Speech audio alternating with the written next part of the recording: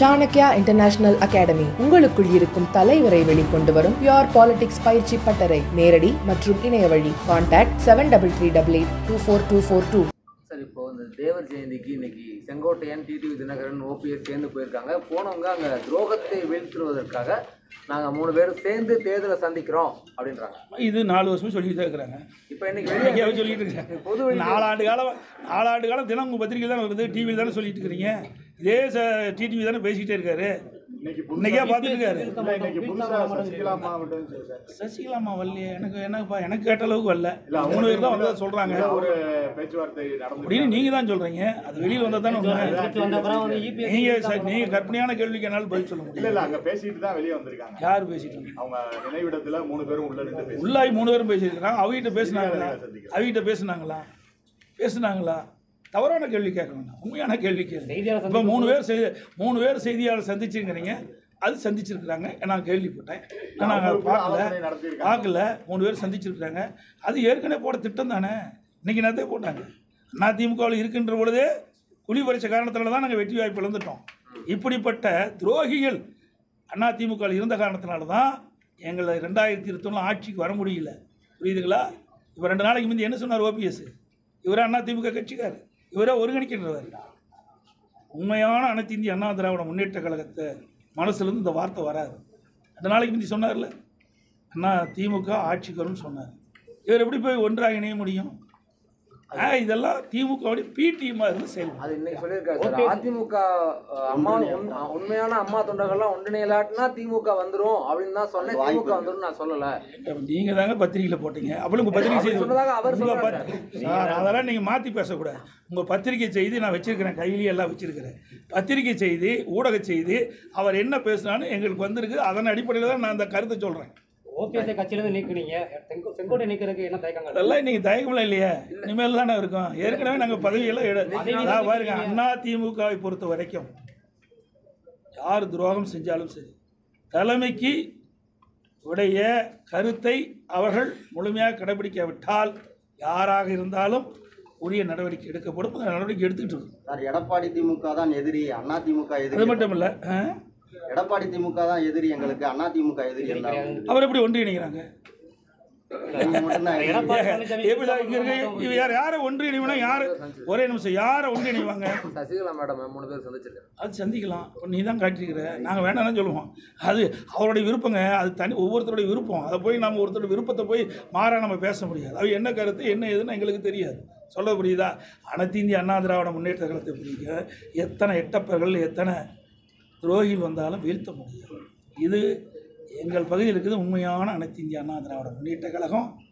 பொன்மனச்செம்மல் புரட்சித் தலைவர் எம்ஜிஆர் காலத்திலிருந்து இன்று வரை அணிபெறலாமல் இருக்கின்றவர்கள் இங்கே அமர்ந்திருக்கின்றார்கள். இவங்க 3 பேர் ஒன்றிணைந்து வந்தது அரசியல் வியூகமாக பார்க்குறீங்களா, இல்லை சும்மா ஒரு நாள்? அது ஒன்றும் இல்லை, வீணாக போனது. அதை பற்றி பேசி என்ன வேஸ்ட்டு, பேசுகிறதே வேஸ்ட்டு. கால நேரம் தான் வீண். அதிமுக பலவீனம் அடையாது சார். எதுக்கு பலவீனம் ஆகுது? எப்படி பலவீனம்? உங்களையும் ஏற்கனவே சவுத்தில் பலவீனமாக இருக்கு. யார் நீங்கள் சொல்லலாம் சவுத்தில் பலவீனம் யார் சொன்னது? அதெல்லாம் நீங்களாக ஒரு கற்பனை கண்டி பேசாதீங்க. மக்களுடைய மனது தான், மக்கள் தான். ஊடக நம்பர்களும் பத்திரிகை நம்பர்களும் இதே தூவம் போடிக்கிட்டே இருக்கிறீங்க. அதிமுக பலவனும் சார். அதுக்கு முந்தி 10 ஆண்டு திமுக இருந்தா அப்போ என்ன பண்ணீங்க சார்? 2011 2020 வரைக்கும் அதை பற்றி எதாவது பேசுகிறீங்களா? 10 ஆண்டு காலம் பிரதான எதிர்கட்சி கூட வர முடியல திமுக. கருணாநிதி இருக்கும்போது நாங்கள் அப்படி இல்லை, பிரதான எதிர்கட்சியை வந்து அமர்ந்துருக்கிறோம். 2021 75 இடங்கள் அதிமுக வெற்றி பெற்றிருக்குது. அப்படி இருக்கும்போது வேணுமெனே திட்டமிட்டு அவதூறு செய்தி நீங்கள் பரப்பிட்டு இருக்கிறீங்க. அதுதான் திமுக 2011 எங்கே வந்தது? எத்தனை தேர்தலில் தோல்வி விட்டுறாங்க? அதை பற்றி ஏதாவது ஊடகம் ஏதாவது விவாதிக்கிறீங்களா? பத்திரிக்கை ஏதாவது போடுறீங்களா? ஆளுங்கட்சியாக இருக்கும்போது அதிமுக விமர்சனம், எதிர்கட்சியாக இருக்கும்போது அதிமுக விமர்சனம். அதிமுக கட்சி ஒன்று கட்சியினா உங்களுக்கு ஊடகத்துக்கு செய்தி இல்லாமல் போயிருக்கு சார். இப்போ நீங்கள் தான் அவங்க குழி பறிச்சதுனால தான் நாங்கள் போன எலெக்ஷனில் தோற்று போனோம்னு சொன்னீங்க. ஆமாம், அவங்களோட இன்னும் 2 பேர் சேர்றாங்களாங்கிறத கேள்வி. ஆமாங்க, அப்படி இவங்களும் இருந்திருக்கிறாங்க. அப்படி இருக்காடு தானே? ஆமாங்க, அப்படி இருக்காடு தானே. செங்கோட்டையெல்லாம் அப்படி இருக்காடு தானே நாங்கள் ஜெயிக்க முடியல. அந்தியூரில் ஏன் ஜெயிக்க முடியல? எல்லாம் அதிமுக கோட்டைங்க. சேவலையே ஜெயிச்சுது. அதிமுக 2ஆக பிரிகின்ற பொழுது மாண்பு அம்மா தலைமையில் நாங்கள் சேவல் சின்னத்தில் போட்டிக்கிட்டோம். நான் அப்போ ஜெயித்தேன். அப்போது அதிமுக சார்பாக பெரியசாமி என்ற ஒரு எம்எல்ஏ வெற்றி பெற்றார்.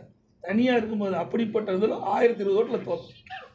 ஆக இப்படிப்பட்ட உள்கொடுத்து வேலை செய்கிற காரணத்தினால தான் அதிமுக 2020 ஆட்சி பிடிக்க முடியாத ஒரு சூழ்நிலை ஏற்பட்டது. இன்றைக்கு எல்லாம் தெளிவுபடுத்தி விட்டாங்க. பயிர் செழித்து வர வேண்டும், அதில் இருக்கிற களைகளை எடுக்க வேண்டும். களைகள் எடுக்கப்பட்டது, பயிர் செழித்து வளரும், நல்ல விளைச்சல் கொடுக்கும். அதிமுக ஆட்சி அமைக்கும். செய்தி வருமா சார்? நீங்கள் அதெல்லாம் ஏன் சார் கேட்கலதா சார்? அதெல்லாம் உட்கட்சி, அதெல்லாம் வரும். எந்த நேரத்தில் எப்படி வருமோ அது வரும். எந்த கேள்வியோ அதை கேள்வி இப்படி நீக்க முடியுமா, பண்ண முடியுமா, அதெல்லாம் டைரெக்டாக கொடுக்க முடியாது. ஒரு கட்சி எப்படி முறையாக செயல்படுமோ அது முறையாக செயல்படும். சார், இப்போ இந்த 8,000 ஓட்டு 10,000 ஓட்டு ஒவ்வொரு தொகுதியிலும் நீங்கள் குறிப்பிட்ட சில தொகுதிகள் சார் இறந்தவர்களே இருக்கிறாங்க. என்னுடைய எடப்பாடி சட்டமன்ற தொகுதியில் 5,600 பேருக்கு மேலே இறந்தவர் இருக்கிறாங்க. எடுக்கவே இல்லை. பல ஆண்டுகளாக நாங்கள் எழுதி கொடுத்துக்கிட்டே இருக்கிறோம், நாங்கள் எடுக்கவே இல்லை. அது இப்போ பாருங்க, இப்போ 10,000 கரூரில் நீதிமன்றத்துக்கு போய் 10,000 ஓட்டு நிற்கும். இதை முறையாக தேர்தல் ஆணையத்துக்கு அனுப்பிச்சோம். மாநில தேர்தலுக்கு, மத்திய தேர்தல் எதுவுமே இல்லை. நீதிமன்றம் போய் தான் அதை விசாரிக்கப்பட்டு தேர்தல் ஆணையத்துக்கு உத்தரவு போட்டு வீடுகளாக 10,000 நிற்கிறாங்க. அதே மாதிரி ஆர்கே நகரில் 31,000 ஓட்டு நீக்கிருக்கு. இப்போ டி நகரில் நம்முடைய தலைமை நீதிபதிக்கு வரும்போது தேர்தல் ஆணையத்தை கேட்கும்போது எஸ்ஐஆர் வருது. அப்போ முறையாக நாங்கள் வீடு வீடாக போய் நாங்கள் சோதித்து யாரெல்லாம் இருக்கிறாங்க, யாராலும் இறந்தவர்கள் என்ற பட்டியலில் நாங்கள் நீக்க உறுதிமொழி கொடுத்தோம். இப்படி எல்லா தொகுதியிலுமே இப்போது அனைத்து இந்திய அண்ணா திராவிட முன்னேற்ற கழகத்தின் சார்பாக சேர்த்தல் நீக்கல் பட்டியலை கொடுத்துருக்கோம். இப்போ எஸ்ஐஆர் வந்திருக்குது. இன்றைக்கு எப்படி செயல்படும் என்று கருதுகிறேன். ஏன்னா இது எல்லாமே மாநிலத்தில் இருக்கின்ற அரசு அதிகாரிகள் தான் இந்த பணியை செய்கிறாங்க. அதனால் இந்த நடுநிலையோடு இந்த அரசு செயல்படணும். இந்த அரசு அதில் தலையிடக்கூடாது என்பதுதான் எங்களுடைய தாழ்மையான கருத்து. எஸ்ஐஆர்னால தமிழகத்தில் எந்த பிரச்சனையும் இல்லைன்னு சொல்லிட்டீங்க. ஆனால் பீகாரில் 60,000க்கு மேற்பட்ட தகுதியான வாக்காளர்கள் நீக்க. அது பீகாரை பற்றி எனக்கு தெரியாது சார். தமிழ்நாட்டை பற்றி கேளுங்க. நான் தமிழ்நாட்டில் சார் அங்கே நேர்மையாக நீங்கள் எப்படி தப்புன்னு கண்டுபிடிச்சிங்க? தப்புன்னு கண்டுபிடிச்சா நீதிமன்றத்துக்கு போனாங்கல்ல? ஏன் நீதிமன்றம் சொல்லலை? நீதிமன்றத்தில் வழக்கு போட்டாங்கல்ல? வழக்கில் நீதிமன்றம், உச்ச நீதிமன்றம் அதாவது சொல்லியிருக்கணும்ல. இது தவறான கருத்து. நான் தமிழ்நாட்டில் இருக்கிற நடக்கின்ற சம்பவத்தை பற்றி தான் நான் சொல்கிறேன். ஒவ்வொரு தொகுதியிலையும் நிறையா இருக்குது. நாங்கள் எல்லாம் பட்டியல் போட்டு நீங்கள் அனைத்து இந்திய அண்ணா திராவிட முன்னேற்ற கழகத்தினுடைய PLA 2 நியமிக்கப்பட்டவர்களாம் அந்த பட்டியலை அந்தந்த மாவட்ட ஆட்சியர்கிட்ட கொடுத்துருக்கோம். இப்போ எஸ்ஐஆர் வந்திருக்குது. இவர்கள் வீடு வீடாக சென்று ஆய்வு செய்கின்றார்கள். அந்த ஆய்வின் அடிப்படையில் ஒரு நல்ல ஒரு வாக்காளர் பட்டியலை தயார் செய்வார்கள் என்று நம்புகிறோம்.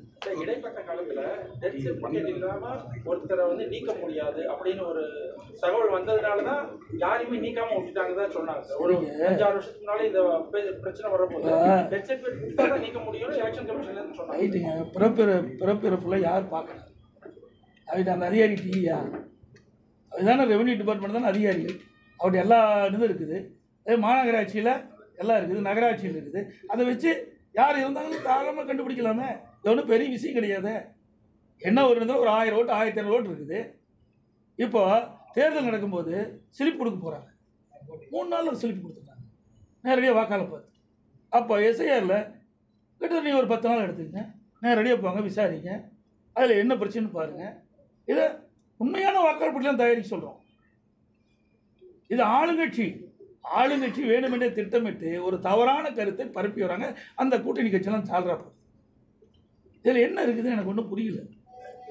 நீங்கள் எதாக இருந்தால் சொல்லுங்கள், நாங்களும் அதை கவனத்தில் எடுத்துக்கிறோம். அமைச்சர் KN நேரு நகராட்சி நிர்வாகத்தில் ஒரு 25 லட்ச ரூபாய்க்கு மேலே ஊழல் பண்ணிட்டாருன்னா இடி ஒரு கேஸ் போட்டுருக்காங்க. ஆமாம், உண்மையான அரசாங்கமாக இருந்தால், நேர்மையான அரசாங்கமாக இருந்தால் இடி கொடுப்பதை அதை ஆய்வு செய்து அவர் மீது வழக்கு பதிவு செய்யும். ஆனால் இந்த அரசாங்கத்தில் அது கிடையாது. எதிர்க்கட்சி மீது வழக்கு போடுவாங்க. ஏன்னா என் மீது கூட வழக்கு போட்டாங்க. என்ன வழக்கு? டெண்டர் கேன்சல் ஆகிட்டுது, அந்த நிதியும் கேன்சல் ஆகிட்டுது, அதில் 400 கோடி ஊழல். எப்படி வழக்கு? டெண்டர் கேன்சல்டு, உலக வங்கி டெண்டர், அந்த உலக வங்கி நிதியும் கேன்சல் பண்ணிட்டுது. மீண்டும் மாநில அரசு அந்த 2ஆக பிரித்து டெண்டர் விடுறாங்க. அது 2 பேர் வேறு ஒருத்தர் 2 பேர் எடுக்கிறாங்க. ஆக முதல் டெண்டர் விட்டுறாங்க பார்த்தீங்களா, அதில் 400 கோடி ஊழல். இப்படிப்பட்ட அரசாங்கம் தான் இந்த அரசாங்கம். இந்த அரசாங்கத்தில் நேர்மை பார்க்க முடியுமா? ஆக இல்லைன்னா வழக்கு யாராச்சும் போடுவாங்க. யாராவது வழக்கு போட்டாங்களா நீதிமன்றம் விசாரிக்கும். அப்போ நீதிமன்றம் விசாரிக்கின்ற பொழுது உண்மை வெளியே வரும். இன்றைக்கு இடி நேர்மையாக தான் கேட்டிருக்காங்க. இப்படி என்னென்ன முறைகேடு நடந்திருக்குது, பத்திரிகை செய்தி தான், ஊடகத்திலையும் பத்திரிகை வந்த செய்தி வச்சு தான் நான் சொல்கிறேன். ஆக வலைதளத்தில் வந்த செய்தி இப்படி இடி வந்து நாங்கள் இடி ரெய்டு மேற்கொள்கின்ற பொழுது இதில் என்னென்ன ஆவணங்கள் கிடைக்கப்பட்டது, ஆவணங்கள் அடிப்படையில் இப்படி அந்த பணியாளர் நியமிப்பதில் இது முறையாக நடைபெற்றதாக தெரியுது. இதன் மீது வழக்கு தொடர்ந்து அனுப்பிச்சிருக்கிறாங்க. அப்புறம் அரசாங்க என்ன நடவடிக்கை? மதுரை மாநகராட்சியிலையும் பெரிய ஊழல் நடந்து இன்னும் மேயர் கூட தேர்ந்தெடுக்க முடியாமல் இருக்கு. ஆமாம், இங்கே மட்டும் ஊழல் இல்லைங்க, திண்டுக்கல்லையும் ஊழல் நடந்தது. அங்கேயும் 4.5 கோடி ஊழல் நடந்தது. அதிகாரி தான் அரெஸ்ட் பண்ணி உள்ள வச்சுருக்கிறாங்க. ஆக இன்றைக்கி திமுகவில் அதே மாதிரி காஞ்சிபுரத்தில், அதே மாதிரி திருநெல்வேலியில், அதே மாதிரி கோயம்புத்தூரில் இதையெல்லாம் பங்கு பிரிக்கிறதுல ஊழல் நடந்ததுல தான் அங்கே ராஜினாமா பண்ணாங்க, மேயர்லாம் மாற்றினாங்க.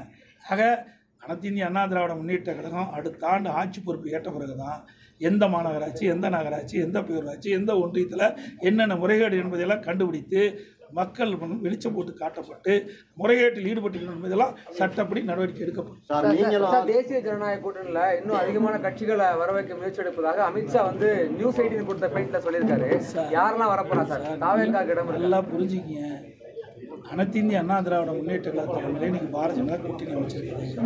இன்றைக்கு ஒவ்வொரு முறையும் தேர்தல் வருகின்ற 2019 நாடாளுமன்ற தேர்தல் அப்போ ஒரு மாதத்துக்கு முன்பு தான் நாங்கள் கூட்டணி அமைச்சோம். 2021 சட்டமன்ற தேர்தல் அப்பொழுதும் தேர்தலுக்கு முன்பு ஒரு மாதத்துக்கு முன்பு தான் கூட்டணி அமைச்சோம்.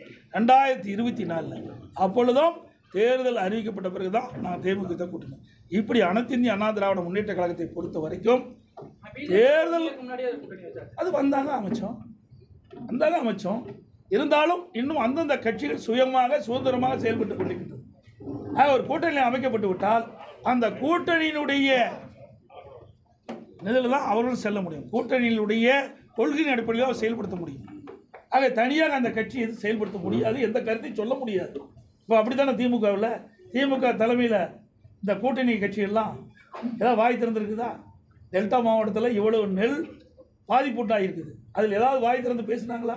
ஏதாவது போராட்டம் நடத்தினாங்களா? முடியாது. ஏன்னா கூட்டணியில் அங்கம் வச்சுட்டாங்க. தேர்தல் உரிய காலத்தில் வர இருக்குது. இப்படி சொன்னால் வாக்கு பாய்ச்சணும். அதனால் அனைத்து இந்திய அண்ணா திராவிட முன்னேற்ற கழகத்தை பொறுத்த வரைக்கும் தேர்தல் வருகின்ற காலகட்டத்தில் நாங்கள் கூட்டணி அமைப்போம். அதில் எந்த மாற்று கருத்தும் கிடையாது. நீங்கள் என்ன எண்ணுகின்றீர்களோ நிச்சயமாக நடக்கும். இப்பொழுதும் சொல்கின்றேன், 2026 சட்டமன்ற தேர்தலில் அனைத்து இந்திய அண்ணா திராவிட முன்னேற்ற கழக தலைமையில் அமைக்கப்பட்ட கூட்டணி பெரும்பான்மையான இடங்களில் வெற்றிவிடும். அண்ணா திமுக தனி பெரும்பான்மையோடு ஆட்சி அமைக்கும். நீங்க தான் போட்டுட்டே இருக்கீங்க. அவங்க தரப்புல எந்த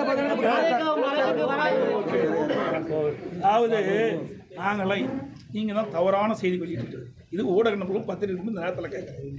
அனைத்து இந்திய அண்ணா திராவிட முன்னேற்ற கழகம் தாவேகாவோட கூட்டணியை நாங்கள் பேச்சுவார்த்தை இது வரைக்கும் நடத்தலை. அதே மாதிரி தாவேகா அண்ணா திமுக கட்சியோட கூட்டணி பேச்சுவார்த்தை நடத்தலை. நீங்களாக ஒரு யூகத்தை பண்ணிக்கிட்டு, நீங்களாக ஒரு கற்பனை பண்ணிக்கிட்டு நீங்கள் வந்து செய்தி வெளியிட்டீங்களா? பொறுப்பு நாங்கள் எல்லாம். அதோட ஒரு இடத்துல இன்றைக்கு 2-3 இடத்துல பார்த்தோம். கரூர் சம்பவத்துக்கு பிறகு 2-3 இடத்துல இன்றைக்கு தாவேகா கட்சி சேர்ந்த அந்த தொண்டர்கள் எங்கள் கூட்டத்தில் கொடி பிடிச்சாங்க. அப்போ நம்ம ஆரவாரமாக இருந்தாங்க. குமராவளையம் சட்டமன்ற தொகுதியில் இருந்து எழுச்சி பயணம் போட்டுருந்தேன். அப்பொழுது சொன்னேன், தொண்டர்கள் அங்கே பிள்ளையார் சொல்லி போட்டுட்டான்னு சொன்னேன். அதை நீங்கள் பெருசாக பேசிகிட்டே இருக்கிறீங்க. ஆக அவர்களுடைய கட்சி கொடி தான் காட்டினாங்க. நல்லா புரிஞ்சுங்க, வேறு கட்சி கொடி காட்டல. அப்பவும் அவர் கட்சியில் தான் இருக்கிறாங்க. ஆக அந்தந்த கட்சி தலைவர் எடுக்கிற முடிவுதான ஒழிய நாங்கள் இதுவரை நாங்களும் அவரோடு பேச்சுவார்த்தை நடத்தலை, தாவாக்கோட பேச்சு நடத்தலை, தாவாக்கா கட்சியும் அண்ணா திமுக பேச்சுவார்த்தை நடத்தவில்லை என்பதை நேரத்தில் பிள்ளையார் சொல்லி போட்டதாக சொன்னதெல்லாம் அப்படி கிடையாது. தொண்டர் வந்து ஏங்க உங்கள் வீட்டில் ஒரு விருந்தாளி வராங்க, விருந்தாளி வந்தால் என்ன சொல்லுவீங்க? கோப்பை வெளியின்னு சொல்லுவீங்களா? என்னங்க இது? ஒரு மனிதாபிமானம் வேண்டாம். ஒரு கட்சியில் இருக்கிற ஒரு தொண்டை வந்து எங்கள் கூட்டத்தில் கலந்துட்டு கொடியாட்டுறாங்க. அப்போ இதில் என்ன தவறு? சுண்டலை பற்றி தான் அங்கே வந்து கொடியாட்டிருக்க தொண்டர் வந்து அங்கே வந்து தொண்டர்கள் வந்து பிள்ளையார் சொல்லி போட்டுருக்கான்னு சொன்னேன். இதில் என்ன தவறு இருக்குது? யாரு ஏற்கனவே நாங்கள் பண்ண தொண்டோ 10 இப்படிப்பட்ட நிலைமைக்கு அவைதான காரணம். ரைட். அனைத்து கூட பத்திரிகைகளுக்கு நன்றி. வணக்கம். இன்றைய தினம்